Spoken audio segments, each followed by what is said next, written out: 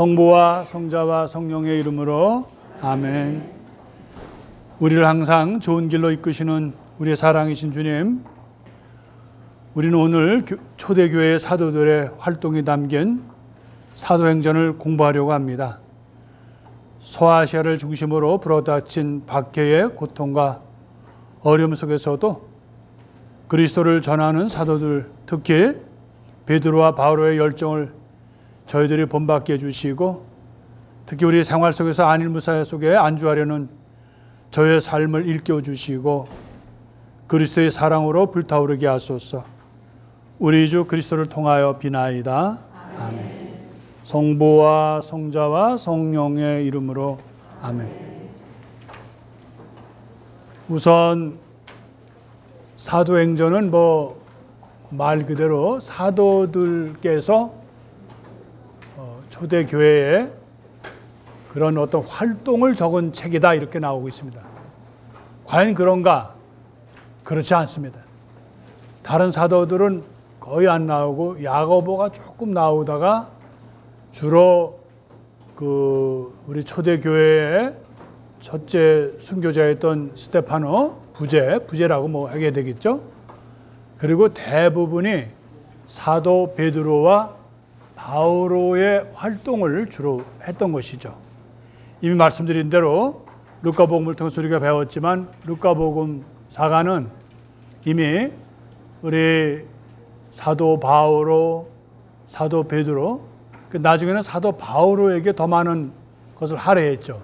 그래서 그분과의 친분과 또 그분이 감옥에 들어가서 죽기까지 아마 기원 후 아마 66년이 안 되겠나 보는데, 그때까지 그리스 사람으로 보고 있는데 그가 로마에서 함께 사도 바오로의 그런 어떤 설교나 그분의 활동, 그래서 생생하게 적어서 이렇게 거의 보면 사도 바오로가 사울에서부터 시작해서 순교하기까지, 물론 사도행전에 사도 바오로의 순교는 없습니다만 감옥에 투옥된 거 외에는, 그러나 그 예루살렘에서 또 티베리아스까지 가서 그 갈릴리 지방이죠. 거기서 그가 재판을 받고 황제에게 항소해서 그가 황제에게 재판을 받는 것으로 했는데, 이상한 것은 예수님도 특별한 죄가 이렇게 있는 것이 아닌데, 사형 선고를 받을 정도의 것이 아닌데, 사도 또 바오로도 마찬가지죠. 그렇게 종교적인 문제를 로마 황제가 직접 나서서 결국가 그 재판을 받는 과정까지는 없지만 그가 결국은 순교하셨다라는 거, 그리고 사도 베드로도 어떻게 해서 순교하셨다는 거 없지만 공교롭게도 우리 초대교회가 팔레스틴에서부터 추방이 된 거죠. 우리 교회가 그곳에서 유대인들로부터 박해를 받고 또 많은 유업을 받고, 그래서 그들이 당시 로마 제국의 수도였던, 핵심이죠, 심장이었던 수도인 로마로 가서 두 분이 공교롭게도 순교하셨다는 거. 한 분은 참수형을 받으셨죠.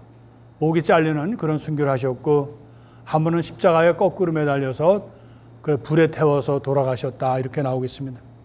오늘 우리 교회가 참 신비로운 것은 바로 이 두 사도가 사도행전의 주역들이 결국 로마에서, 다시 말해서 예루살렘에서 로마로 오셔서 순교하고, 그 순교의 그런 터전 위에 우리 교회가 예수님께서 말씀하신 대로 반석 위에 교회를 세웠다는 그대로 우리 교회는 2000년의 역사를 갖고 또 우리 그리스도를 증거하고 사도들이 하셨던 그 일들을 우리는 세상의 빛과 소금의 역할이라는 교회의 그런 소명을 하고 있다. 그래서 사도행전은 사도행전이지만 그것이 오늘까지 우리들에게, 우리 교회를 통해서 이루어지고 있다는 것은 참으로 신비롭다는 거예요. 그래서 우선은 사도행전과 루카복음의 연관성, 그래서 테오필로라는 분이 과연 어떤 분인지는 우리는 자세히 모르지만 당시에도 저명 인사였을 것이다. 그리고 그분이 그에게 이제 헌정하는 식으로 루카복음의 서두에처럼 사도행전도 그랬고, 또 루카복음의 첫 번째 그러한 행적을 쓴 것이다. 그리스도의 그런 행적과 말씀을 쓴 복음서라고 하는 그것을 통해서 우리는 그것이 첫 번째 그러면 같은 저자로서 아마 루카복음을 말할 것이다 이렇게 이제 추측을 하고요. 그리고 이제 예수님의 승천까지가 루카복음의 끝이거든요. 근데 여기서는 다시 루카복음 사도행전의 시작은 테오필로스에게 증정하면서 예수님의 승천으로부터 이제 사도 바오로의 그 투호까지, 그래서 사도들의 주로 이야기를 전하고 있는데 아까 말씀드린 대로 전반부는 사도 베드로, 후반부는 사도 바오로인 것처럼 이렇게 보인다는 것이죠. 그래서 조금 더 준비한 걸 좀 보면서 하겠고요.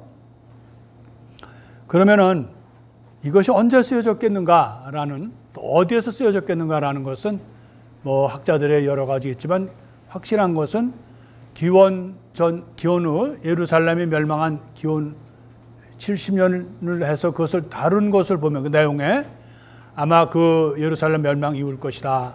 그러면 추측하건대 90년에서 요한복음이 쓰여지기 전에, 그래서 아마 90년에서 95년 아니면 90년에서 94년이나 95년 그 사이가 안 되겠느냐. 그래서 학자들마다 조금 다르지만 하여튼 90년에서 100년 사이로 보면은 제일 무난하다고 봅니다. 그러면은 우리가 왜 이것이 이렇게 소중한가? 우리 교회의 초대 어떻게 그 공동체가 또 사도들을 중심으로 해서 복음이 선포되었고 또 공동체가 형성되었는가? 그래서 여기는 예루살렘, 그 다음에 안티오키아, 그리고 로마로 이렇게 이어진다는 거예요. 큰 분수령은. 그래서 이러한 것을 놓고 볼 때 우리가 보면은 오늘 이제 여러분들과 같이 나누는 것은 이제 머릿말이 있고요. 그래서 교회 시작이 1장부터 5장으로 되어 있고요. 그 다음에 6장부터 이제 6장부터 11장까지가 아까 말씀드린 예루살렘에서 안티오코 공동체의 그런 활동상, 그리고 이제 13장부터 12장이죠. 12장까지가 이제 교회 확장, 아까 말씀드린 예루살렘에서 안티오키하고 13장부터 28장이 이제 주로 사도 바오로의 이야기인데 안티오키아에서 로마 이르기까지다. 그리고 구조는 간단해요. 어떻게? 예루살렘의 그런 것을 중심으로 하고 있는 초대교회 시작. 그래서 우리가 보통 예루살렘을 모교회라고 그럽니다. 이미 교회가 태동되었던, 교회가 사도들로부터, 그곳은 바로 예수님의 순환과 죽음과 부활이 있었고 또 승천이 있었고 그리고 성령 강림이 있었던 그런 교회의 모든 것이 있었던 것에서 시작해서 이제 안티오키아로 가는 것이 일부고, 그래서 예루살렘에서 안티오키아, 그리고 안티오키아에서 다시 예루살렘으로 가는 건데, 그러니까 예루살렘, 안티오키아가 주로 중심이고 안티오키아에서 로마까지다. 여기까지 하면은 사실은 강의 다 끝난 거예요. 더 해요? 하지 말아요? 그래서 우리가 여기 사도 바오로의 이제 여러분 내용을 조금 여러분 그 자료를 드렸지만 거기에 그 사도 베드로와 또 스데반의 순교, 또 필리포스의 선교 활동, 사마리아를 중심으로 하고요. 그 다음에 이제 예루살렘을 벗어나죠. 그리고 서서히 이제 베드로는 리따와 야파, 그리고 이방인의 선교사 카이사리에서 이제 안티오키아로 이렇게 나가고, 당시에 이제 로마 제국의 가장 극심한 박해가 있었던 헤로데, 로마 황제죠. 로부터 아주 극심한 박해를 받습니다. 그래서 그렇게 되고 안티오키아에서 로마까지가 사도 바오로의 그래서 첫 번째 선교 13장에 나오죠. 13장, 14장. 그리고 두 번째 다시 시작을 합니다. 바오로는. 그래서 그것에 15장부터 18장, 그리고 세 번째는 18장부터 21장에 이렇게 있고요. 그리고 이제 사도 바울은 그러죠. 그 이미 자기가 아마 예루살렘으로 가게 되는데 성령에 의해서 자기는 앞으로 많은 환난과 박해가 자기를 기다리고 있다. 예루살렘으로 가면 자기가 낌새가 안 좋다는 거죠. 네? 그래도 자기는 성령에 그 의해서 예루살렘으로 향한다는데 드디어 그가 말한 대로 예루살렘 가고 유대인들의 극심한 박해 속에서 그는 체포되죠.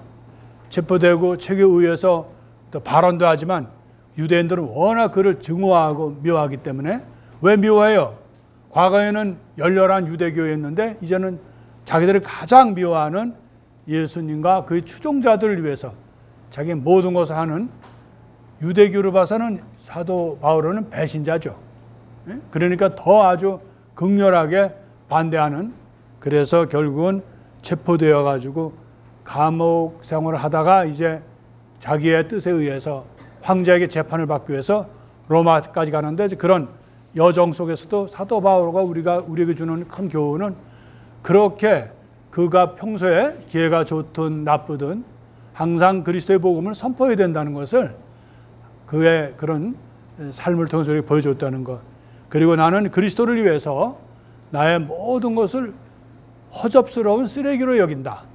그렇게 했고, 또 자기는 십자가의 어리석음, 그러니까 그리스도인들에게는 지혜, 또 유대인들에게는 율법, 그러나 우리 그리스도인들에게는 은총, 하느님의 은총에 의해서 자기는 바로 그리스도의 사람이 되었다. 그래서 그리스도께서 이제는 내가 사는 게 아니라 어떻게 돼요? 그리스도께서 내 안에 사신다는 아주 열정적이고 그리스도 신앙에 인해 아주 그런, 누가 우리에게서 그리스도로부터 떼어놓겠는가, 그리스도의 사랑으로부터 떼어놓겠냐는 아주 그런 아주 신앙의 표양, 또 그리스도를 사랑하는 모습, 또 어떤 상황 속에서도 복음을 선포하는 그러한 모습을 우리들에게 보여주심으로써 사도 바울은 우리 교우들이 정말 그냥 안일무사한 것이 아니라 항상 그리스도의 사람으로서 당당하게 세상에 복음을 선포하는 소명을 우리에게 가르쳐 주셨어요. 그러면은 로마에서 마지막 선교하는 28장 27부터 31절로서 사도행전은 끝납니다. 여러분들에게 나눠드린 이것은 조금 제가 이렇게 여러 가지로 이렇게 좀 손을 좀 봤어요. 왜냐하면 혹시 저도 참 이거 책도 읽기 싫은데 여러분들에게 이걸 나눠주면 이거 보겠어요? 이만해서 1년에 한 번 꺼내서 볼까 말까 하는 건데, 그래서 웬만하면 했는데 제가 손을 댄 데는 어떤 표시가 있어요? 오타가 있다는 거. 오타가 있으면 제가 한 줄 아세요. 예.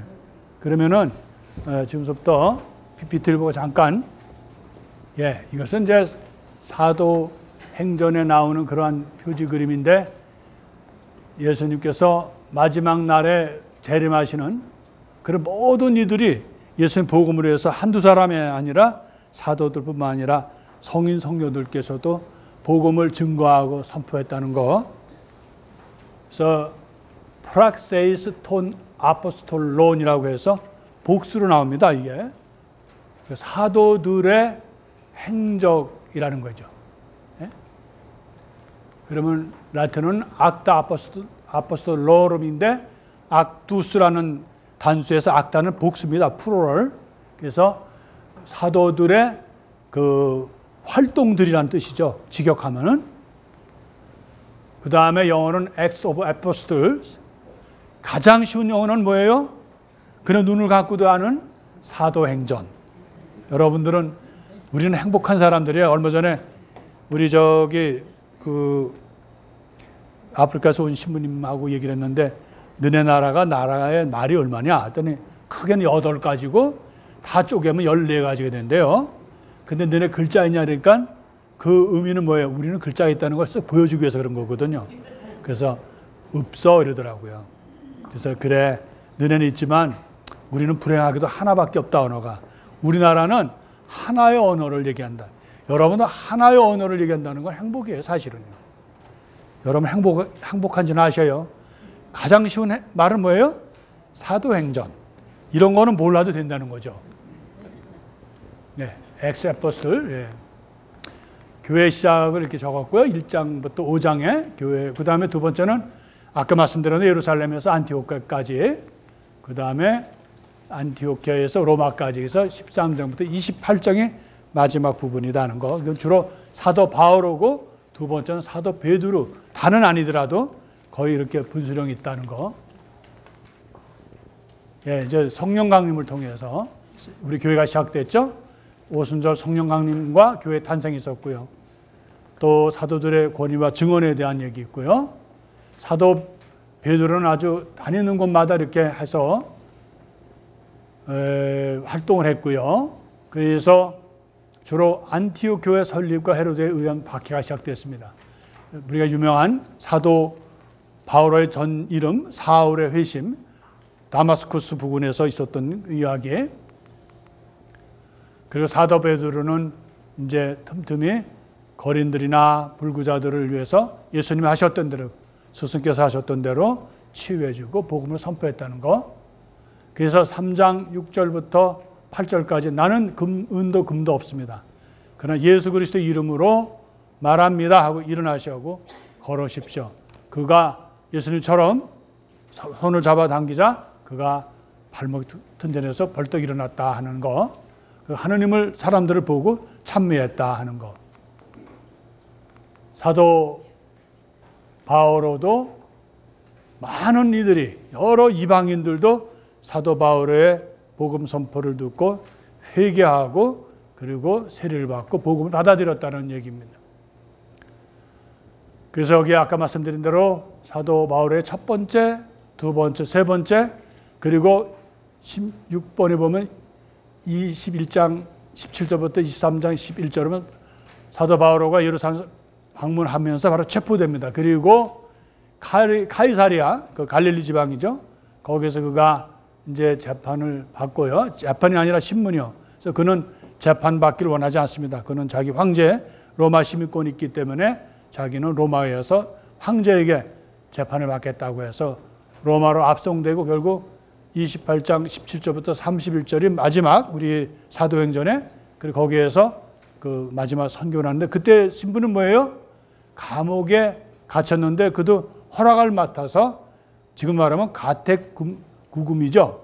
그래서 집을 떠나지 못하면서 거기서도 죄수의 몸인데도 자유롭게 사람들을 만나서 죽기까지 이렇게 선교했다는 거.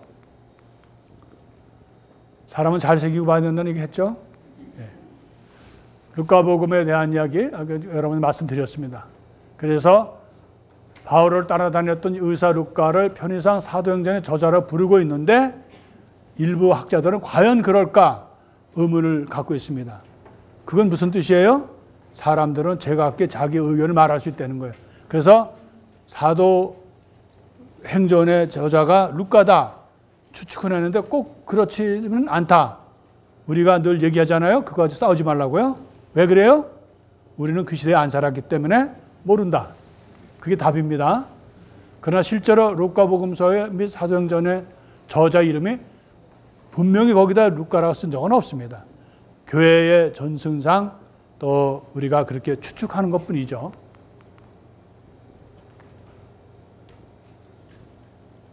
여기에 우리 초대교회의 용어가 이미 교계의 제도가 이미 있었다는 얘기입니다. 그래서 70년에서 80년 사이로 추정할 수 있고 어떤 학자들은 85년까지도 본다는 거. 숫자 가지고 싸우지 말라 그러셨죠? 85년이나 80년 싸워봤자 어떻게 돼요? 결국은 모른다라는 대충 하니까 그 정도면 우리가 된다는 거예요. 또 우리가 또 공부하는 게 그게 그렇게 큰 중요한 건 아니에요, 사실은요. 목적은 박해받는 우리 교우들을 이제 위로하고 또 용기를 주고 격려하는 데 있다 하는 것, 희망을 주기 위해서 그렇다는 거. 그리고 재미있는 거는 이 사도행전 말고도 또 여기 많아요. 외경이라 그러죠. 우리가 정경으로 받아들이지 않는. 그래서 사도행전은 베드로 사도행전, 바오로 사도행전, 바오로와 테클라 사도행전, 요한 사도행전, 또 그 유명한 코바데스 있죠? 코바데스 도미네 있잖아요. 그거 마지막에 장면에 사도 바오로가 거꾸로 매달려서 죽는 건데 개신교에서는 사도 바오로가 거꾸로 매달렸는지 바로 이제 어디 나오냐 그러는데 사실은 어디예요? 사도 베드로 행전에 나오는 이야기입니다. 그래서 가톨릭은 정경이 아니더라도 이것을 전승이라고 그러거든요. 성전. 선택되진 않았어도 그 얘기를 많이 받아들인다. 거기 보면 왜 우리 성모님의 어머니 아버지의 이름이 뭐예요?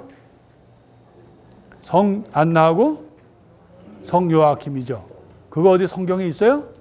없지만 바로 외경에 다 나온다는 거예요. 가톨릭은 폭넓게 그것을 다 받아들인다는 거예요. 성녀들의 이야기 꼭 성경의 성전으로 정경으로 받아들이지 않았다 해도 우리는 폭넓게 다 받아들인다는 거. 또 그것도 맞는 얘기고요.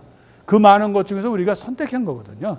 성경은 그걸 다 쓸 수가 없으니까 자기의 신학에 맞춰서 거기서 선택해서 썼기 때문에 그래요. 선택되지 않은 이야기도 가톨릭은 어떻게 돼요? 그래서 받아들인다 이 뜻입니다. 예, 이것은 사도들이 이제 사람들에게 설교하고 했던 그런 거. 그래서 110명의 제자들이 다락방에 모여 있었다. 사도행전에는 한 번에 3,000명의 새로운 회심자들을 놓고 그들에게 세례를 주었다는 겁니다. 예비자 교리하면서 갈등이 있어요. 왜? 초대교회에서 예비자 교리처럼 뭐 8개월 교육시키고 세례 줬어요? 그냥 하루아침에 준 거 한순간에.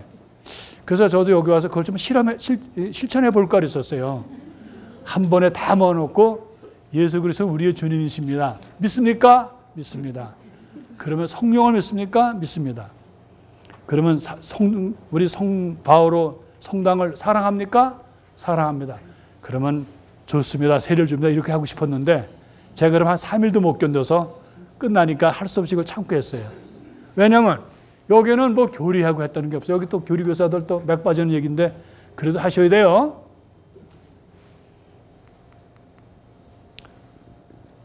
그래서 이제 불구자를 도와주신 거고요. 안전병을 이거 또 같은 내용입니다. 그렇게 했던 기도하러 올라갈 때 했던 얘기. 이게 이제 사도 베드로 바오로 잘생겼죠? 예. 사람 눈이 잘생겨야 돼요. 예. 어떻게 저렇게 그렸는지 몰라 주름살까지. 예. 그래서 아까 말씀드린 대로 2장부터 12장까지는 사도 베드로, 8장부터 15장까지는 거의 사도 바오로 행적을 약속의 한도씩 이렇게 나눠서 썼다는 얘기예요.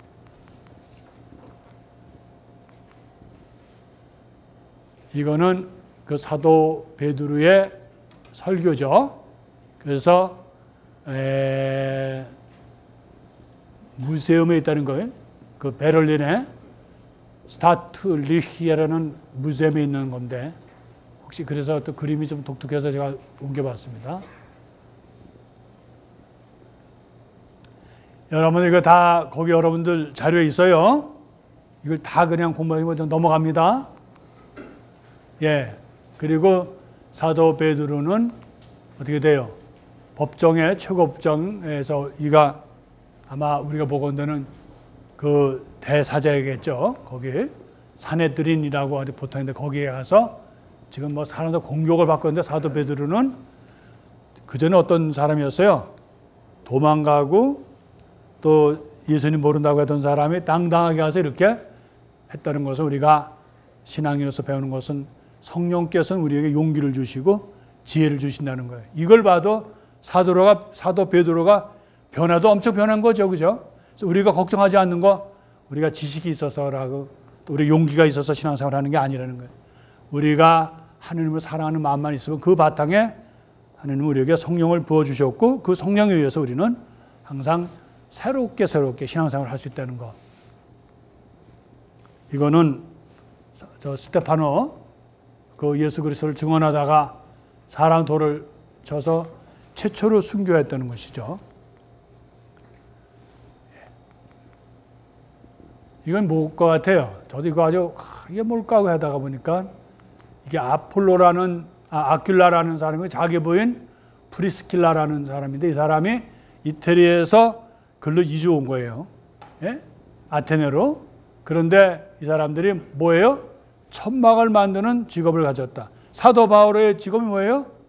같다는 거예요. 그래서 같이 모여서 천막을 만드는 직업을 하면서 일을 하면서 생업을 하면서 사도 그 복음을 선포했다. 그래서 사도 바오로는 항상 뭐라고 주장하냐면 나는 우리 교우들에게 금품이나 또 그 밖에 있는 것을 그냥 그걸 원한 적이 없다. 받은 적도 없다. 나는 내 손으로 일을 해서 내가 먹으면서 내가 일을 하고 그리고 내가 복음을 선포했다. 유명한 말을 하죠. 일하지 않는 사람은 먹지도 말라고 그렇게 해서 우리에게 큰 교훈을 주죠. 예? 사도 바울은 참 훌륭한 사람이에요. 우리 교회에 어떤 누를 끼치는 거 아니라 자기 최선을 다해서 일을 하고 봉사하면서 그렇게 복음을 선포했다는 거. 천막을 이렇게 만드는 작업. 그래서 아퀴라와 같이 이런 일을 하면서도 계속 끊임없이 회당을 방문하고 또 이방인들에게 복음을 선포했다는 거. 우리가 큰 교훈을 준다고 봅니다. 여기 여러분들 거기에 계요. 그래서 여기 루카복음서가 바로 그 사도행전 저자였을 것이라는 얘기고요. 여기 외경에 아까 말씀드린 대로 그대로 이게 중복이 됐습니다. 그래서 사도행전이라고 말하는 그래도 사도들이라 그러지만 결국 뭐예요? 사도 베드로, 바오로가 중심이라는 얘기입니다.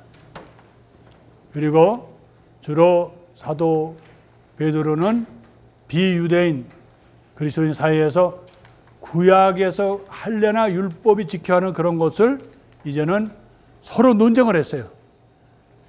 그래서 할례를 지켜야 되느냐, 안식일에 그런 것뿐만 아니라 거기서 규정하는 음식을 먹어야 되냐 마냐고 했는데 결론은 약간 사도 베드로 우물우물 했어요.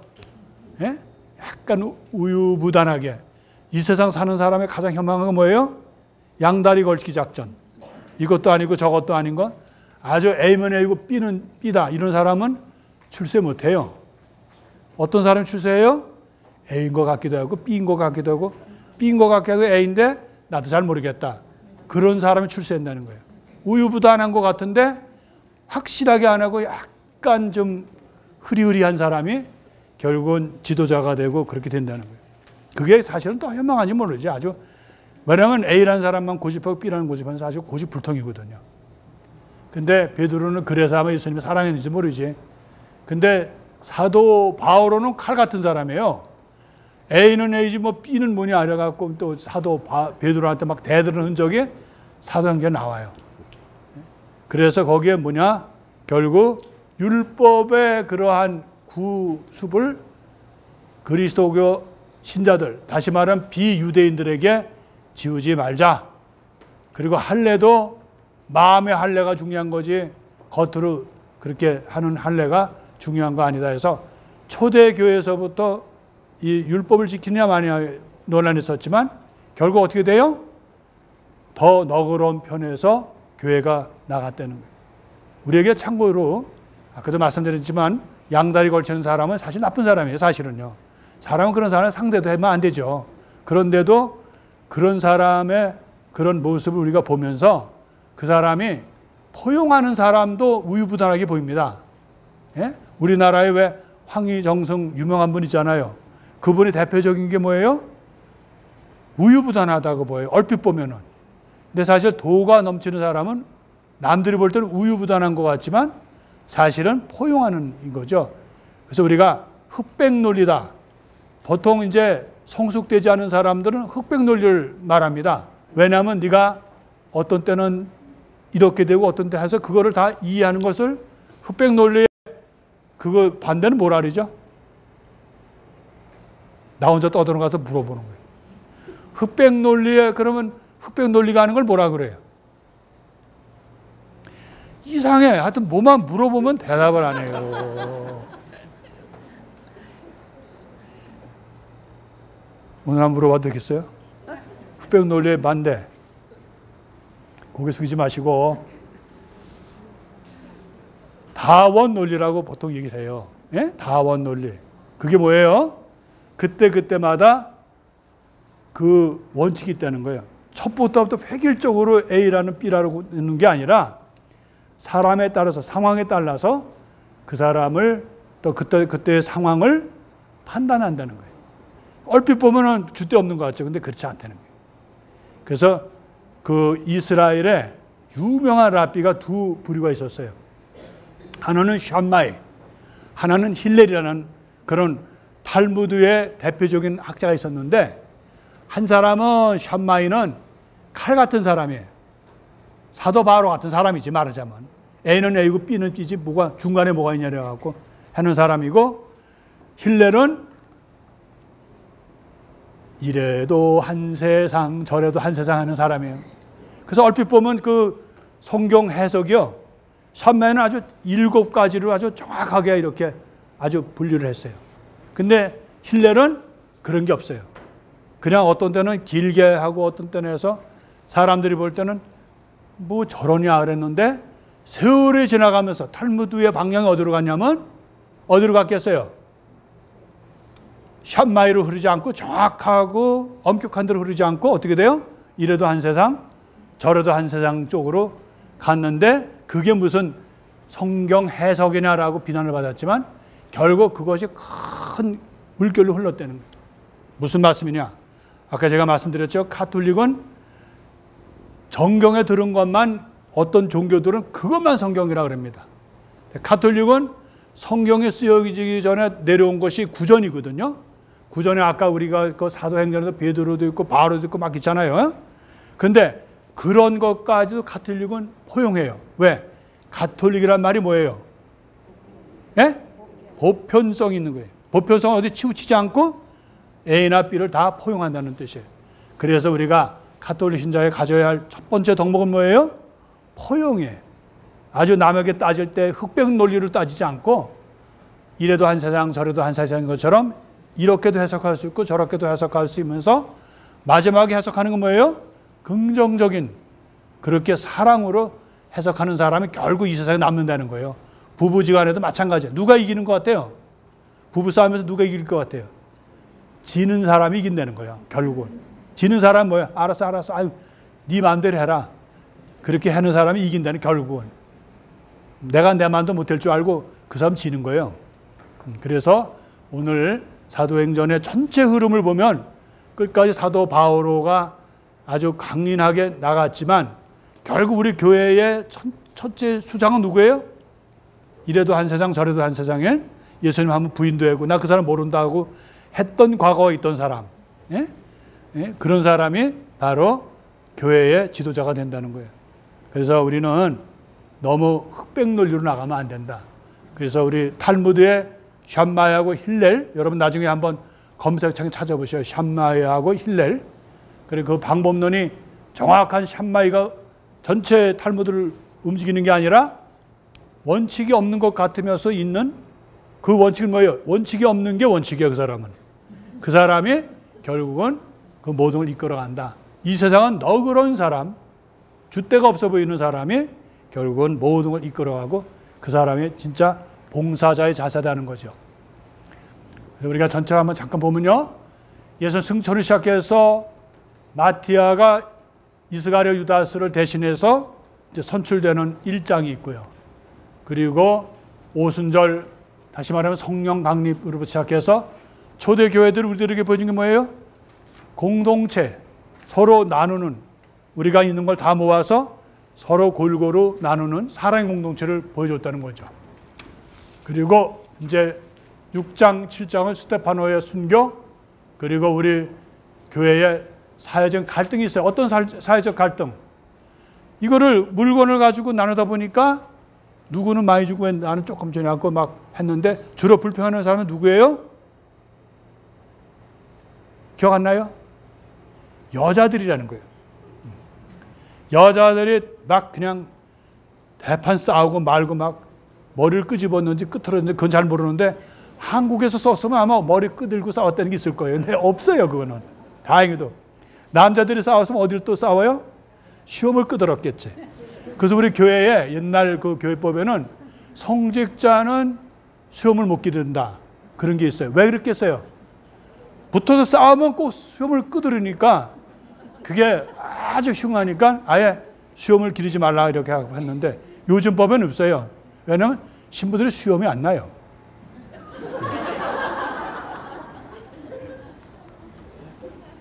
그리고 8장 9장은 이제 사울의 회심, 그리고 이제 그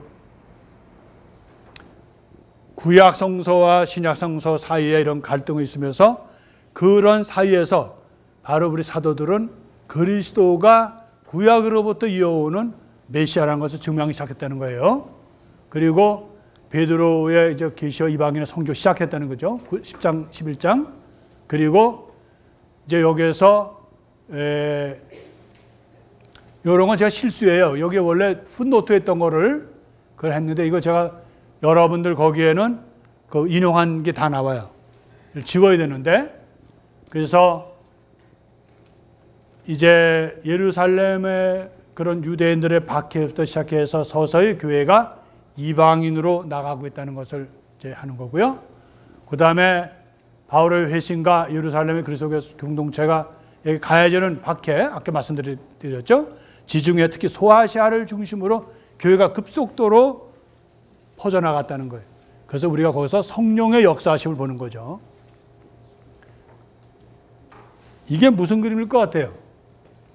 저도 하도 이 그림을 하다가 무슨 회의하는 것 같죠? 이게 뭐냐면 이방인들에게 할례를 베풀어야 되냐 말아야 되냐 그걸 싸우는 거예요. 할례라는 거 뭔지 아시죠? 또 뭐 시면 왜 또 그런 걸 왜 또 물어보냐. 제가 어릴 때 주일학교 때 이거 물어봤다 아주 수님한테 혼났어요. 질문을 가려가면서 해라 그래가지고. 네. 할례 아시잖아요. 남자들의 포경수술 그걸 해야 되냐 말아야 되냐 여기 나오잖아요. 할례에 관한 예루살렘의 의회. 무슨 중요한 의제도 아니에요. 포경수술 해야 되냐 말이야 이거 가지고 했다는 거예요.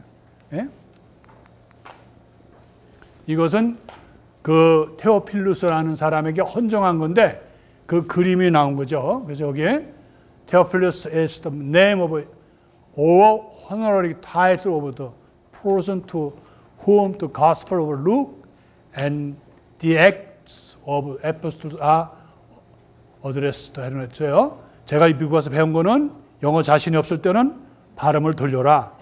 약간 먹는 것처럼 하면 다른 사람들이 오, 시문이 영어 발음 너무 원더풀 좋아요 그래요. 그래서 그다음부터는 제가 이 돌리는 습관이 있어요. 그러니까 Acts of Apostles 이렇게 잘 안 들리게. 네, 그림이 좋아서 이것은 예수님의 그런 십자가로부터 시작해서 예수님께서 당신의 그런 그 구름이 보이지 않을 때까지, 그러니까 빛으로, 그러니까 이 사도행전의 시작은 예수님의 십자가, 그리고 거기서 승천하셔서 부활하셔서 승천하신 것부터 시작해서 하느님 나라로 가는 것이, 그것이 또 킹덤 오브 헤븐이스라고 그러죠. 그래서 그것이 주제되는 거예요. 여호와 증인은요, 이 사도행전 되게 좋아요. 왜? 하느님의 나라에도 엄청 나오거든요. 천국의 완국. 그걸 뭐라 그러죠? 왕국. 근데 사실은 자기들 좋아서 하는 거지 그런 뜻은 아니에요. 예, 그래서 여기 테오필로스에 대한 얘기를 다루었다는 거 1장. 그리고 예수님께서 승천하신 후에 너희들은 예루살렘을 떠나지 말고 나에게서 들은 대로 아버지께서 약속하신 분을 기다려라. 누굴 기다리는 거예요? 성령을 기다리는 거죠. 요한은 물로 세를 주었죠. 너희는 며칠 뒤에 성령으로 세를 받을 것이다. 그래서 예루살렘에서 승천까지 보고 성령 강림을 체험한 후에 그래서 이제 세계로 향했다. 그래서 그러한 모습을 우리들에게 보여주는 건 뭔가 성령의 위대하심을 보여주는 거죠. 예, 이거는 여러분들 여기 정결한 음식, 부정한 음식 이런 거 가지고 싸우고 할례에 대해 싸웠지만 결국은 그런 것은 다 됐다. 이거는 예수님에게 우리가 십자가 보면 이렇게 멋있게 거기다 이렇게 막 팻말 같이 있잖아요, 그죠? 근데 사실은 죄수의 그 죄명이에요. 그래서 이게 성서 강의 때 못 알아듣는 게 있어요. 아까 영어도 약간 못 알아듣게 해야 영어 잘한다고 하듯이 여기 이게 뭐예요? 이게 뭐예요? 요수아, 이게 뭐죠? 하 나즈레, 그 다음에 우 멀렉, 하 여후dim 뭐예요? 예수, 누구냐? 나자렛 사람 예수. 그리고 왕인데 어떤 왕? 유다인들의 왕. 여기는 뭐예요? 예수스, 호 나제리오스, 호 바실레우스, 돈 유대온, 유다이온 이래서 유다인들의 왕인 나자렛 사람 예수. 히브리 말은 이렇게 읽고 그리고 히랍은 이렇게 한다는 거. 이렇게 가시니까 다음에 어떻게 가요 또? 다시 이렇게 가야지. 예수스 나자리누스 렉스 유대오름 이렇게 했는데, 그래가지고 첫 자를 떼가지고 요거 하니까 뭐예요? 인이라고 보통 얘기하죠. 예?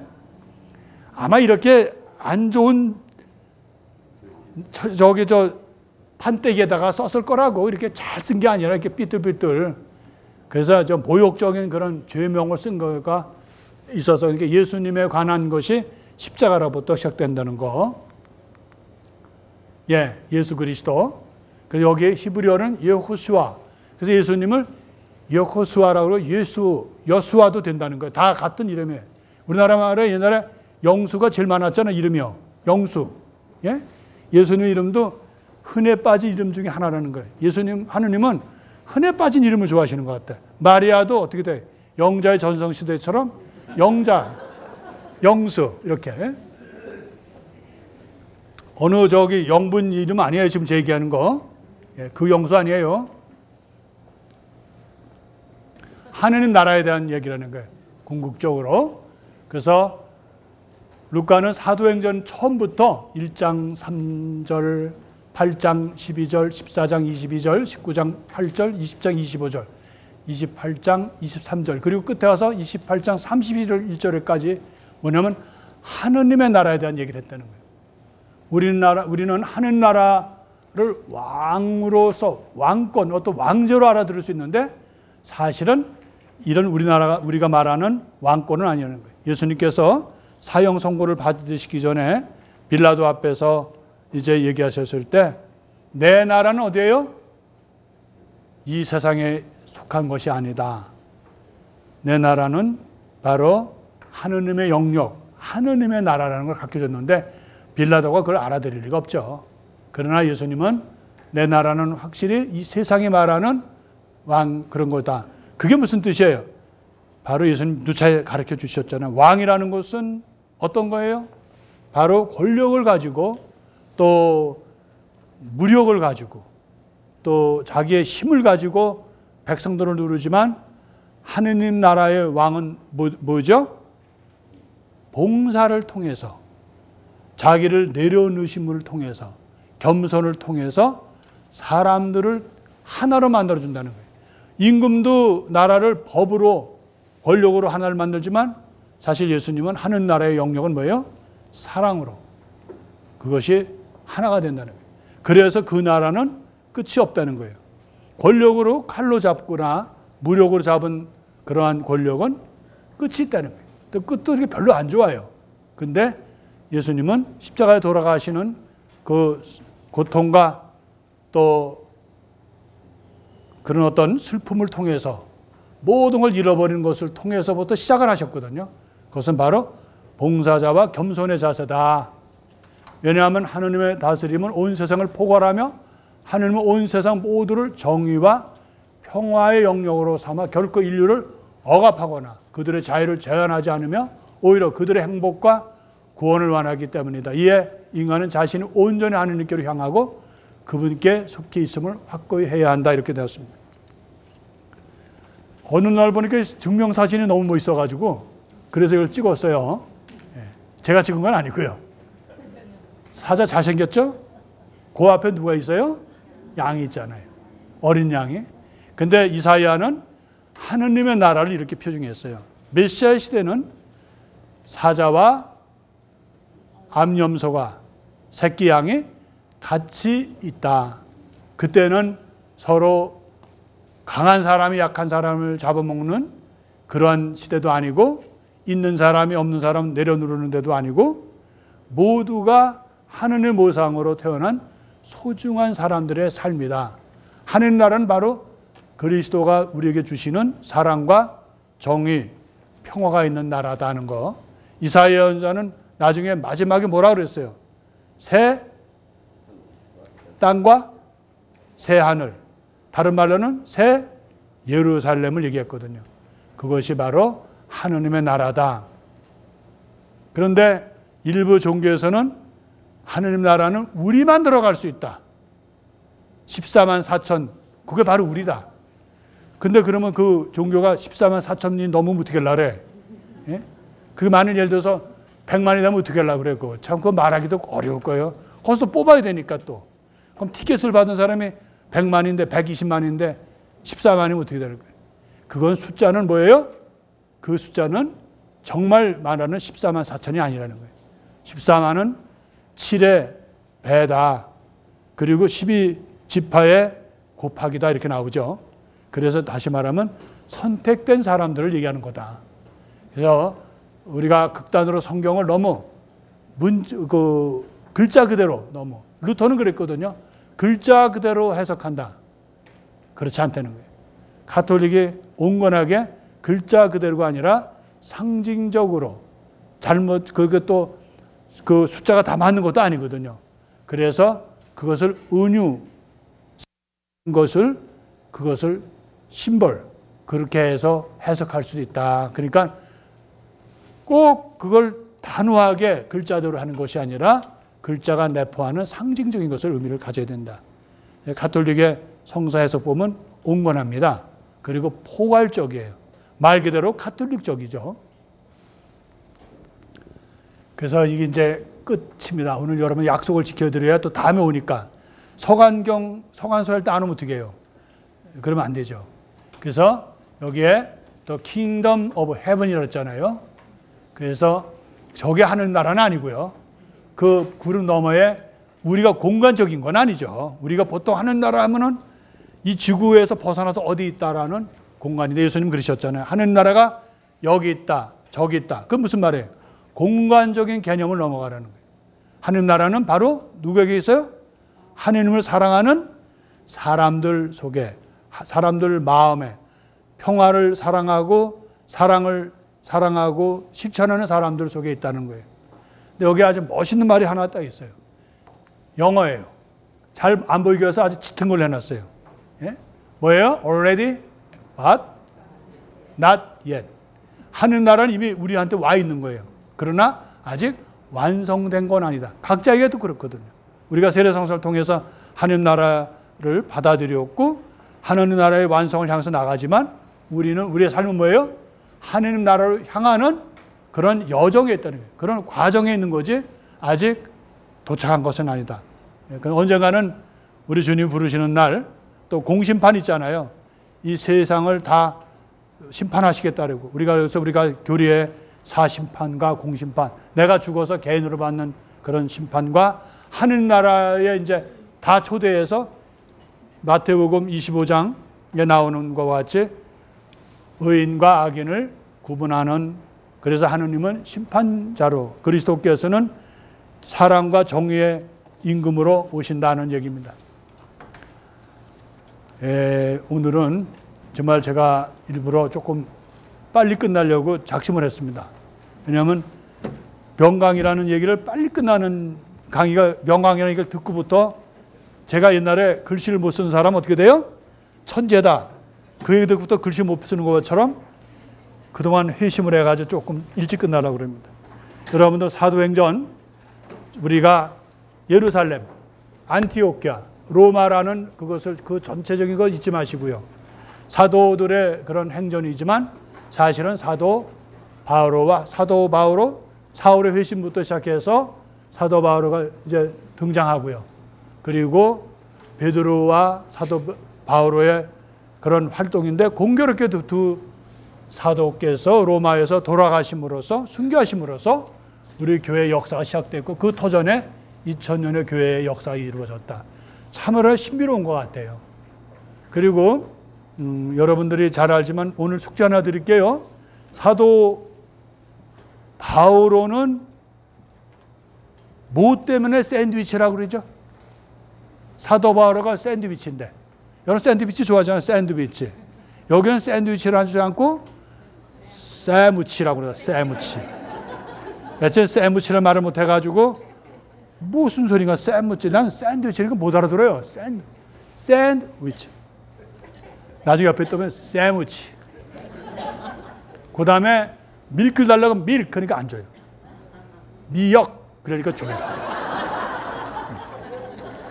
영어 발음이 많이 망가진 거예요. 마찬가지로 여러분들 오늘 저기 사도 바울의 세무치가 뭐예요? 아실 분들도 대답을 안, 일벌 안 하시죠? 주까지 올리려고. 사도 바울은 유대인도 아니고 그리스도교 신자도 아니었을 때가 있었어요.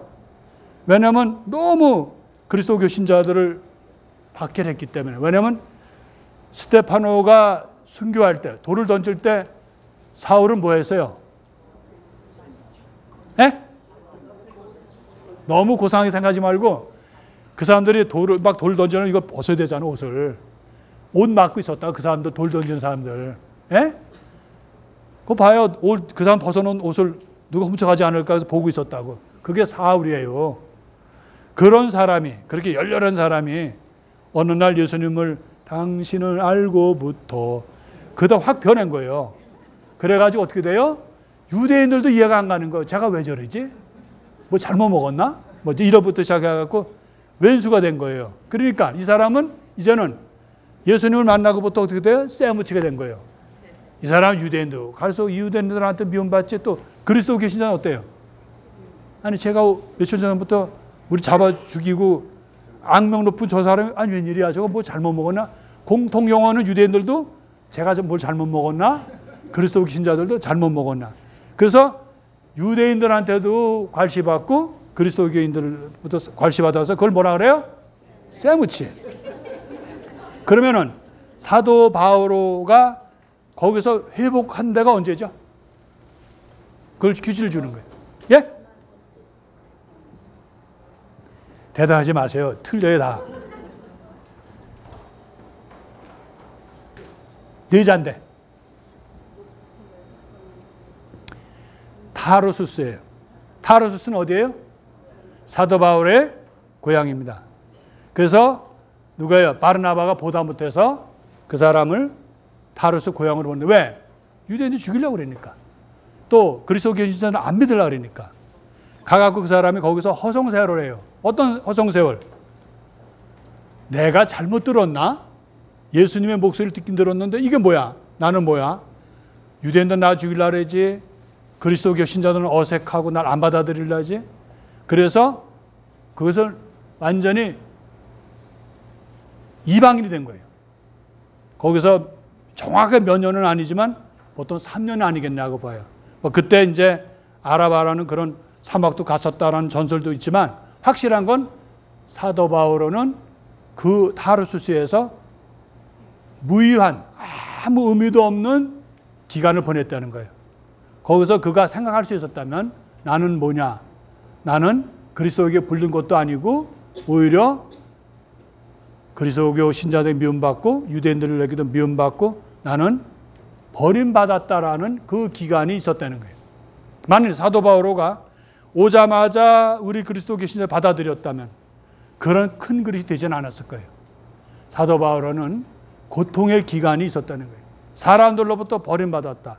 나는 아무것도 아니다. 내가 무슨 의미가 있겠냐는 타르수스의 의미를 여러분들 좀 묵상하시라는 거예요. 우리가 신앙생활도 하면서 항상 공동체나 또 모든 것이 나를 받아들이냐? 아니라는 거예요. 나를 버릴 것 같고 나에게 갈등을 주고 때로는 속상한 그런 상처 기간이 있다는 거예요. 근데 하느님은 그런 기간을 통해서 예언자는 그런 얘기를 하죠. 하느님은 내 등을 갈아엎었다라는 표현이 있어요. 왜냐하면 등을 갈아엎으면 어떻게 돼요? 여러분 갈아엎는 걸로 내 등대기를 갖다 갈아엎으면 얼마나 아프겠어요. 하느님은 그리고 그 사이사이에다가 당신의 의미를 심어주셨다라는 예언자 표현이 있습니다. 여러분들 지금 당장 내가 겪는 고통과 아픔이 있을 때 그거에 너무 흔들리지 말라는 거예요. 어느 사도들도 어느 불림도 실망의 기간이 있고 갈등의 기간이 있고 그리고 하느님마저 버렸다라는 순간이 있다는 거예요. 그걸 잘 기다리는 사람이 신앙이네요. 그 안에서 하느님은 희망을 주시고 사도 바울과 같이 큰 인물을 만든다는 거예요. 그래서 어떤 학자는 타르수스는 사도 바울의 그러한 하나의 그 샘물이었다. 실망의 기간은. 그러니까 여러분들 타르수스 한번 찾아보셔요. 예, 그래서 그가 큰 인물 될 수 있었다는 것은 실망이 있었던 시기가 있었다는 거, 갈등이 있었다는 거 잊지 마시고요. 성부와 성자와 성령의 이름으로 아멘.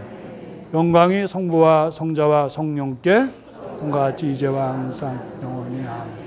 성부와 성자와 성령의 이름으로 아멘. 다음 시간은 이제까지 있는 것 중에 제일 재밌습니다.